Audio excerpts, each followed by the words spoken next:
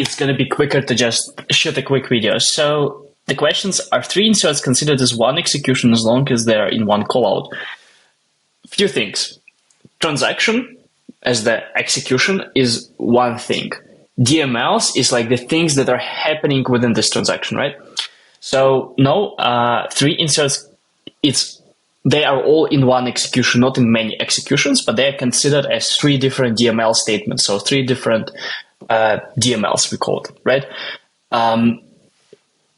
As long as they're in one callout, it's important that you don't confuse the callout. So the callout is usually referred to something like a third-party system where you send some kind of request.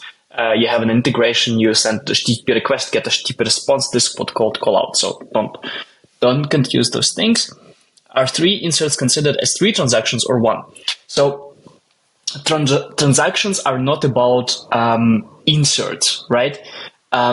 Transaction is what starts with some kind of database operation. So, for example, you have, or when you run Apex, right? Or when you, for example, have an LWC and that kickstarts some process. So basically, a transaction is one code execution, and in one code execution can be as many DML statements as you want. Now, those DML statements, they might cause another piece of code to run, right? But they are not transactions in themselves. So what is a transaction? A little bit chaotic, but what is a transaction? Transaction is when you click on execute in the developer console. That's gonna, no matter how many DML statements you have, you're gonna have one transaction.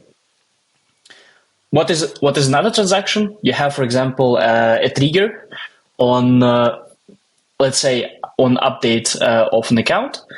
When you update an account, that's gonna kickstart one transaction. Even if you update multiple accounts, contacts on the fly, that doesn't matter. It's still gonna be one transaction.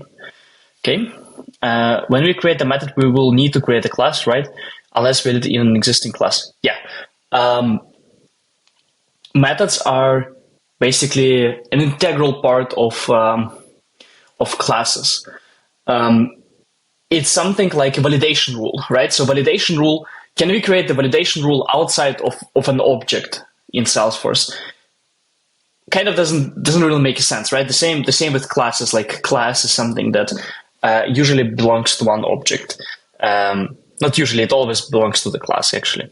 So if we don't put system.debug in the class, how can we see debug log new records easily?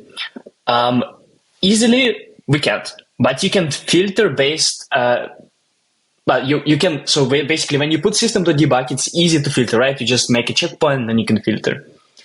But if you don't put system.debug, then you just don't filter, but you still can see all the information. So system.debug doesn't add any like functional value to the way we execute everything, but it does add to the how easy you can see what's going on there.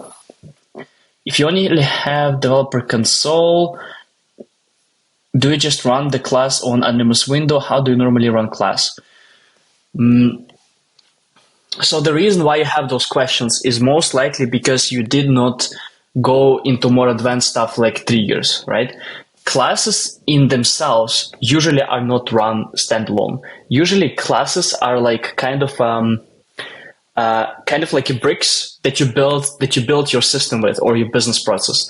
So the class itself, it is usually not a start of a process. Usually you don't actively run something.